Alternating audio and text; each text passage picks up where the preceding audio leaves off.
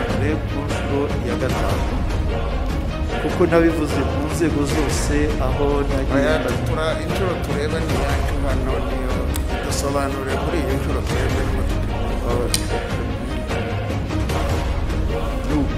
yewe navuye mu Rwanda turi ku mwirondoro gusa umwirondoro wanjye si wo kuko ntabwo ndi umunyarwanda tubwire umwirondoro wawe ni uwuhe noneho tuwandike neza kugira ngo nicyo kigamijwe umwirondoro wanjye utanditse neza cyangwa abanza usubiremo n'ubwenegihugu gusa okay yandike ko utari umunyarwanda ko ndi umubirigi yewe ntabwo ndi umunyarwanda kuko mvuye hano muri 1996 mpunze ngeze mu Bubiligi ubwo icyo gihe ibintu bya mbere nabanje gutanga ni ikarite d'identité yanjye ndetse na passport ubwo icyo gihe nari mbaye umuntu utagira igihugu nari mbaye umuntu wa Nations Unies Ububiligi rero bwaramfashe bufata nk'ufashe umwana w'imfubyi wapfushije wabuze ababyeyi bombi noneho bumfatiye Nations Unies Ububiligi ari bwo bumfata ndi umuntu wa Nations Unies ibyanjye byose nabitanze kuva uwo munsi nabonye carte d'identité y'Imbiligi ariko ya Nations Unies yanditseho igihugu cy'Ububiligi ndetse bampa na pasiporo iyo pasiporo yari n'ubundi ya Nations Unies iyo pasiporo nari mfite uburenganzira bwo kujya ahantu hose nshaka ku isi uretse mu gihugu cyanjye cyakavukire aricyo cy'u Rwanda kuko ubwo ntari nkiri umunyarwanda icyo gihe rero wamugira neza wa mubyeyi cyangwa ya orphelina icyo gihe ariyo gihugu cy'Ububiligi yanyakiriye ikandera nk'umwana w'imfubyi inderera Loni yaje kumpa ubwenegihugu mpabwa ubwenegihugu mba Umubiligi mu mwaka w'2000 maze guhabwa ubwenegihugu bw'Ububiligi murumva ko ubw'ubunyarwanda ntabwo nigeze mbusubirana nashatse kuza hano mu mwaka wa 2003 njya kuri ambasade y'u Rwanda icyo gihe mbaza ambasade nti yewe kugira ngo njye mu Rwanda byagenda bite bati uyu ufite ihe passport iyo ngira ya Nations Unies ari gushobora kuza mu Rwanda ariko kuko nicyo gihugu cyonyine ntashobora kujyamo noneho nti mfite pasiporo y'Ububiligi mbabwiye ko mfite pasiporo y'Imbiligi bahise bambwira bati wowe w'Umubiligi uraza hano tugutereremo visa ujye mu Rwanda ndanzana mbahereza pasiporo barambwira bati jya hariya hepfo kuri intuza kuri Mr Cash cyangwa bank contact sinzi uko muyita hano ndagenda nishyura amafaranga ajya kungana n'amayero 120 maze kuyishyura ndaza kuri ambasade bantereramo kashe bati genda ndaza hano i Kigali mwanyakiriye nk'Umubiligi ntawe mwanyakiriye nk'umunyarwanda nahamaze iminsi no kuva ku itariki ya mbere kugeza ku ya 15 z'ukwezi kwa kabiri muri 2003 nyuma yaho nisubirira iwacu mu Bubiligi naje kongera kugaruka mu mwaka ukurikiyeho ari wo wa 2004 mu kwezi kwa karindwi nanone nakurikiye iyo procedure noneho nza hano n'ubundi mpamara iminsi 10 ubwo icyo gihe cyose ni Rusesabagina w'Umubiligi wazaga mu Rwanda agasubira iwabo uyu munsi rero ni wo wonyine ndi hano imbere yanyu mu buryo butemewe n'amategeko kuko naje hano nshimuswe ubwo icyo gihe wa Mubiligi wazaga afite pasiporo uyu munsi yaje noneho ari otage n'uyu munsi kandi acyari otage ndi hano rero mu buryo bunyuranyije n'amategeko ahubwo muramutse mumpana mwampanira icyo mukavuga muti uyu muntu ari hano mu buryo bunyuranyije n'amategeko. Ntabwo rero jyewe nongeye gusubirana ubwenegihugu bw'u Rwanda kuko ntabwo nongeye kujya kubusaba. Icyo ngicyo ndumva cyagombye kuba clair, noneho ubushinjacyaha bukacyumva buryo kandi nabo babyiyemereye bagiye kundega nako bashatse kunyextrada. Ububiligi bwarabahakaniye kuko ngira nationality imwe gusa na passport imwe na carte n'irangamuntu imwe, bwarabahakaniye. Ari nazo mpamvu baje kundega mu Bubiligi. Ububiligi buti icyo kibazo tuzakiga. Ahubwo icyatangaje ni uko hagati aho umuntu warezwe noneho ashimutwa kandi urubanza rutarigeze ruhagarikwa, ari nabyo numva na metre yavuzeho. Aho rero bo bensiste bavuga yuko ngo jewe ndi umunyarwanda nkaba n'umubirigi. Ese abanyarwanda bose bagiye kubarega bajya kubarega i Buruseli? Kugiye bagiye kundega i Buruseli, iyo ubushinjacyaha bugiye kurega umunyarwanda wese bujya kumurega i Buruseli, nuko batashoboraga kumbona mu buryo bo bita ko ari uburyo buhuje n'ubyo bakoze. Ibyo rero bikaba binyuranye, kandi nabo bazi yuko Ububiligi butari kubampa nta nubwo bwabampaye. Icyo ngicyo nkabyishyira ku ruhande. Bavuga ko bo bavuga ni ikibazo cy'amategeko. Baravuga ko mu rwego rw'amategeko ntabwo wigeze utakaza ubunyarwanda kavukire bwawe, ko niyo waje kubwira ubwenegihugu bwo mu Bubiligi utatakaje ubwenegihugu kavukire, donc la nationalité d'origine, hakurikije uko amategeko y'u Rwanda abiteganya. Amategeko y'u Rwanda sinyazi, sinzi icyo ateganya, ariko kuri jyewe igihe cyose nagiye ngatanga ubwenegihugu bwanjye, ngatanga n'irangamuntu. Uyu munsi se wambaza ati irangamuntu yawe nyarwanda ni iyihe, namusubiza ko ari iyihe. Utuye hehe? Ntaho namubwira kuko ntahahari. Pasiporo yawe niba hari ugira ni iyihe? Ntayo ngira kuko ntari umunyarwanda nyine. Mfite nationality imwe, nkagira pasiporo imwe, nkagira irangamuntu imwe. Ibyo ngibyo nkeka ko byagombye kuba clair. Hari aho bavuze ko mu rukiko rwa Arusha hari ikirego naba naratanze ngo nkavuga yuko ndi umunyarwanda. Icyo nibuka cyo navuganye n'abanyunganira nuko bavuze bati baravuga yuko wowe utagira adresse mu Rwanda, ubu rero utashoboye cyangwa muri East African Community, bati rero ukaba udashobora kuba warega mu rukiko rwa East African Community kuko utahagira adresse. Haramutse hari ikindi gihari nazabanza nkareba icyo, ariko haramutse hari ikindi gihari byo nakidefanda kwacyo. Icyo ngicyo nababwiye yuko adresse yo mu Rwanda nyihafite. Adresse yangira iri Imageragere muri prison. Iyi adresse irahari, ndahari ndi mu Rwanda, ariko ntabwo navuze yuko ndi umunyarwanda. Ariko ibo bavuga ko mwanditse mutanga ikirego wemeje ko nawe uri umunyarwanda. Ibyo kugira ngo biguhe uburenganzira bwo gutanga icyo kirego, ngomba kubanza nkabireba niba nanditse ko ndi umunyarwanda cyangwa ndi umuntu ukomoka mu Rwanda. Ibyo ngomba kubanza nkabireba neza, noneho nkabona nkabasubiza. Aho rero naho nifuzaga yuko nacyo nyine nkigira clair kugira ngo abantu bose babe bakizi umukuri kwacyo. Ndumva rero ntari butinde cyetse bibaye ngombwa ko nongera. Murakoze.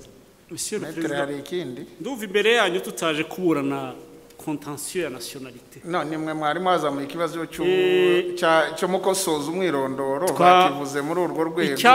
Iyo mpamvu twari tubahaye n'uyu mwanya kugira ngo kubera ko bakivuze. Icyabaye cyari gukosora umwirondoro kandi yawukosoye.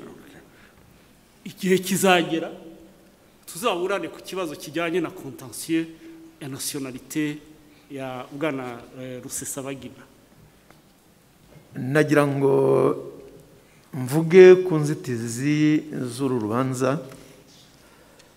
Jewe nk'umuntu w'umubirigi waje hano nkaza nshimuswe, nkaba mpari nka otaje cyangwa umuntu wafashwe bugwate, nabonaga uru rukiko rudafite ubushobozi bwo kumburanisha. Kubw'ibyo rero nkifuza guha unyunganira mu mategeko umwanya kugira ngo ibyo nifuzaga kuvuga abisobanure mu magambo maremare. Murabizi Nyakubahwa Perezida, ndumva ari iburabubasha ry'urukiko,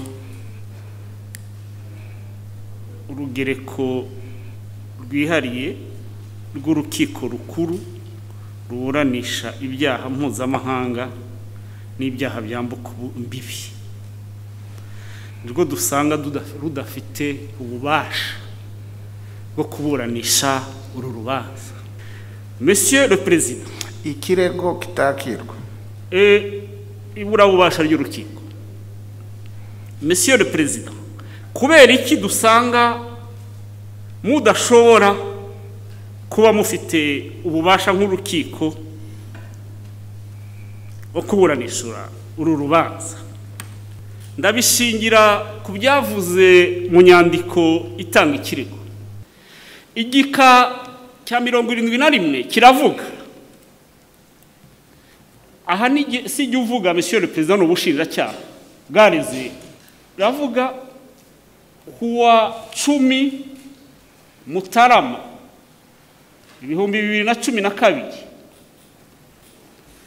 hamaze gusuzumwa ko Paul Rusesabagina afite ubwenegihugu bw'Ububiligi. Yabonye guhera kuwa 27 Nyakanga 2020 adashobora koherezwa mu Rwanda ngo aburanishwe. Ubushinjacyaha bw'u Rwanda bwohereje ubushinjacyaha bwo mu Bubiligi dosiye yose iregwamo Paul Rusesabagina busaba ko ikurikiranwa kugira ngo aburanishwe kuri ibyo byaha n'inkiko zahe zo mu Bubiligi, inkiko zo mu Bubiligi. Tukaba tunasanga Monsieur le Président mu kuvuga ibyo bintu ubucamanza ubushinjacyaha bwakoze icyo twakwita une renonciation à la compétence des juridictions rwandaises yo kuba zaburanisha uru rubanza. Nimumara gusanga gufata icyemezo cy'uko mudafite ububasha bwo kuburanisha uru rubanza, rwazoherezwa mbere y'urukiko rwitwa Tribunal de Première Instance de Bruxelles, Chambre correctionnelle, ari rwo runari hafi y'aho Rusesabagina yari asanzwe atuye mbere y'uko agwa muri aka kaga. Nyuma yaha ibijyanye n'ifatwa n'ifungwa iburanisha urubanza mu Rwanda, ibyagiye bikorwa byose kugera no kuri iki kirego cyatanzwe imbere yanyu, ndumva bizaba bibaye imfabusa. Nkuko umushinjacyaha mukuru wungirije yaramaze kubivuga ko kubijyanye n'ikosora ry'umwirondoro wa Paul Rusesabagina, kubijyanye na nationalité, twe tutemeranwa n'uburyo yabivuze ko akosora umwirondoro we avuga ko ari Umubiligi, kuko twe tunamurega ntabwo twamureze twibeshye, twamureze nk'umunyarwanda ufite ubwenegihugu bwa kabiri bw'Ububiligi. Impamvu tunavuga yuko Monsieur le Président tutemeranwa nabyo tuzabishyira mu mwanzuro wanditse, nuko ntabwo ubwe yavuze yuko umwirondoro we uko bawusomye awemera. Ni ukuvuga iki? Ni ukuvuga amazina y'ababyeyi be, aho yavukiye, mu Rwanda ntabwo yigeze abihakana. Bivuze iki rero Monsieur le Président? Bivuga ngo amazina y'ababyeyi be bombi ni Abanyarwanda. Rusesabagina Paul mwene Rupfubure avuga na nyina ni Umunyarwanda. Bivuga ngo yagize nationalité d'origine rwandaise. Ubwenegihugu bwe bw'ifatizo ni ubwenegihugu nyarwanda. Kuba mu mwaka w'ibihumbi 2000 yaragize ubwenegihugu bw'Ububiligi ntabwo ipso facto bimukuraho nationalité nyarwanda. Yagombye kuba mu gukosoza ubwenegihugu nyarwanda yagaragaje uburyo yatakaje ubwenegihugu kavukire bw'u Rwanda. Hari uburyo amategeko abiteganya. Ntabwo kubona nationalité belge bivanaho automatiquement ubwenegihugu wari ufite. Haba mu Rwanda haba mu Bubiligi amategeko yaho yemera double nationalité. Icyo ni icya mbere twagira ngo tugaragaze. Icya kabiri ngira ngo kibazo Rusesabagina yaba afite ubwenegihugu bubiri bw'u Rwanda n'ubw'Ububiligi, yaba afite ubw'Ububiligi gusa. Ikibazo mshaka kubwira urukiko ni iki? Incidence bitwaye iki kuba atararetse ubwenegihugu bw'u Rwanda? Ngira ngo nicyo kireba urukiko cyane cyane. Turi mu manza z'inshinjabyaha hano, nta ifite incidence kibifite ingaruka ki? Nimba ariyo mubona mwabitubwira kugira ngo nabo bumve nibategura bazabona uko baza basubiza. Icyo tubona kiri na ngombwa d'abord ni ukugira l'identification, l'identité réelle y'uregwa uri imbere y'urukiko. Icyo ni ihame, ni nayo mpamvu yavuze ngo arifuza gukosoza umwirondoro we. Urukiko rukwiriye kuba umuntu rufite imbere y'urukiko rufite identité réelle, umwirondoro we nyawo. Agize ibintu ashaka gukamufura ngo avanemo byaba turimo tuburani, baba badafite umuntu uhuye n'umwirondoro we réelle. Icyo ni icyambere. Ariko kuri incidence kubijyanye na dossier twe dusanga nta na incidence byagira, kuko yaba Umubiligi yaba Umunyarwanda turaza kubipruva ko juridiquement uru rukiko ruri competa. Ubwo twari tutarajya mu nzitizi nyayo, twe twari turimo ahubwo natwe tuvuga so twebwe vraiment ni ukugira ngo urukiko rube rufite identité réelle y'urego ihuye n'ukuri. Noneho ubwo nabo barabyumva, ntekereza yuko bazabipruva parce que ça ne suffit pas yo kuza kubwira urukiko ngo ndi Umubiligi, ariko twe twapruviye yuko ari Umunyarwanda, kandi mu mwanzuro tuzanabagaragariza ibimenyetso bishingiye no ku byo we yivugiye muri PV d'audition zitandukanye. Yarabivuze ibi ngibi. Impamvu tunabivuze ni uko reyerema tuza kubishyira mu mwanzuro wanditse mu buryo buri detaye.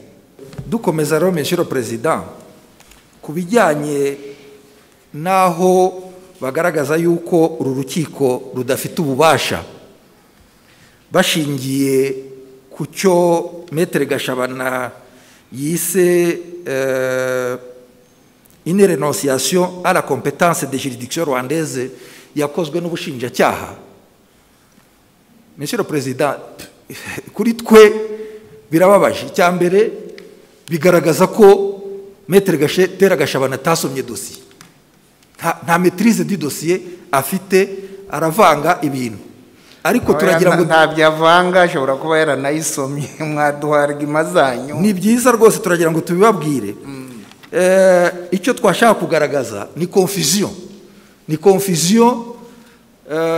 Sinzi niba ari intentionnel ou non intentionnel, ariko cyangwa se niba ari impamvu ariko ibintu biteye bite Monsieur le Président? Kiriya gika cya 71 avuga kijyanye na acte d'accusation, nuko mu by'ukuri twatangaga historique ya dosiye ikurikiranwemo Paul Rusesabagina. Historique rero iteye ite? Paul Rusesabagina afite mu bushinjacyaha dosiye ziri amoko abiri. Mu mwaka w'ibihumbi 2010 mu bushinjacyaha hafunguwe dosiye Paul Rusesabagina yari akurikiranwemo icyaha cy'iterabwoba no gutera inkunga iterabwoba, yakoranaga na bamwe mu bari muri FDLR. Munadusobanurira icyo yavugaga bikubiye muri kiriya gika cya 71 ku bwanyu mwivugiye ko kuba afite ubwenegihugu bwo mu Bubiligi adashobora koherezwa mu Rwanda ngo abe yaburanishwa. Muri icyo gika nacyo mugerageze kukisobanura, ngo nibyo mwivugiye, ngo nibyo mwiyandikiye, kandi koko biranditse muri kiriya gika, nibyo ngira ngo yahereyeho hasobanura biriya byose. Ngo kuva ku itariki ya 10 z'ukwezi kwa mbere 2012 ngo mwasuzume musanga Paul Rusesabagina bafite ubwenegihugu bw'Ububiligi, ngo yabonye guhera kuri 27 z'ukwa karindwi muri 2000 ngo ntashobora koherezwa mu Rwanda ngo abe yaburanishwa. Ngira ngo nicyo yahagazeho cyane, mwagerageza nacyo kukivuga. Ndumva mwari muvuza amateka y'amadosiye abiri nuko mutamukurikirana ibikorwa bya dosiye ya mbere ya 2010, ariko mwagerageza kugisubiraho cyangwa mugenzi wawe nta wenda mbere yuko kugira mubihuza n'ububasha agisobanura aho bihurira nibura bubasha ryo rurugereko. Mwakomeza nimba ari nkuko nari nabivuze, nuko biriya byo muri kiriya gika cya 71 twabivuze dutanga background y'amateka ya dosiye yo mu mwaka w'ibihumbi 2010, ariko nitumanuka hasi mu bikabikurikiraho tuvuga uburyo mu mwaka w'ibihumbi 2018 hafunguwe dosiye iregwamo Paul Rusesabagina ku bikorwa yakoze muri MRCD. Ariko muri kiriya gihe cya 2010 tujya ubushinjacyaha bw'u Rwanda busaba Ababiligi ko akurikiranwa, nuko koko twavugaga ngo atuye mu Bubiligi, yabonye nationalité belge, nitunasaba extradition ntibari bumuduhe, reka duha Ababiligi dosiye ya 2010 buyikurikirane. Ariko nkuko twabisobanuye twavuze yuko dosiye ya 2010 itandukanye na dosiye ya 2018. Twavuze yuko no kuri dosiye ya 2010 mu mwaka w'ibihumbi 2020 tariki 22 z'ukwa 9 ya competence ubushinjacyaha bw'u Rwanda bwari bwarahaye Ababiligi, ubushinjacyaha bw'u Rwanda bwasabye yuko bayidusubiza, ndetse baranabidusubiza koko, kuko ibimenyetso byose twari twarabahaye barabidusubije muri kuri ariya matariki twavuze, ndetse n'ibyo bo bari barishakiye mu iperereza bakoze n'amakomisiyo rogatoire yose Maître Gatera Gashabana yavuze, amapeve yose barabitwoherereza, ndetse n'amaperereza bari barakoreye muri Amerika barayatwoherereza. Bivuga ngo ku bijyanye na Paul Rusesabagina muri dosiye ya 2010 ntabwo bagifite competence, kuko n'ubundi competence bari barayihawe n'u Rwanda, ntabwo ari dosiye bifunguriye, ni dosiye yafunguwe n'u Rwanda n'ubushinjacyaha bw'u Rwanda busaba Ububiligi ko yaburanishwa. Igihe rero Paul Rusesabagina ari mu Rwanda ari umunyarwanda yafashwe no ku yandi madosiye, dusaba yuko ibyo yarakurikiranweho mu Bubiligi bihagarara bakadusubiza dosiye. Ngiye kuko icyo nifuza nuko nifuza ko urubanza rwakwihuta nk'umuntu umaze imyaka 2 ndi mu rukiko, bityo rero nkaba ngiye mbona yuko uburyo mbibonamo nge mbona ko ari nkaho ari mauvaise foi uruhande Rusesabagina asa nk'ufite zo kugira ngo atinze urubanza nkana. Impamvu bivuga nuko ngewe ndabihomberamo, kuko urubanza nifuza ko ngerwa kwihuta nkamenya aho mpagaze. So nkaba mbona ko rero we iza inzitiza zana azisari nk'inzitizi zo kugira ngo batinze urubanza. Murakoze nyakubahwa Perezida. Ntabwo turi buze kujya mu mpaka zabaye, kuko twe ku ruhande rwacu ubwo twitabaga uru rukiko ubwa mbere, nkuko uwo n'umwana amaze kubivuga, urubanza rumaze kuburanishwa inshuro zirenze 5. Twe nta kibazo twigeze tubona ku bijyanye n'ububasha bw'uru rukiko, ariko nyakubahwa Perezida abanyakubahwa abacamanza, ni uburenganzira bwa buri muburanyi nk'uko babigaragaje kuba bagira ibyo bagaragaza bikaburanishwa, urukiko rukazabifataho icyemezo.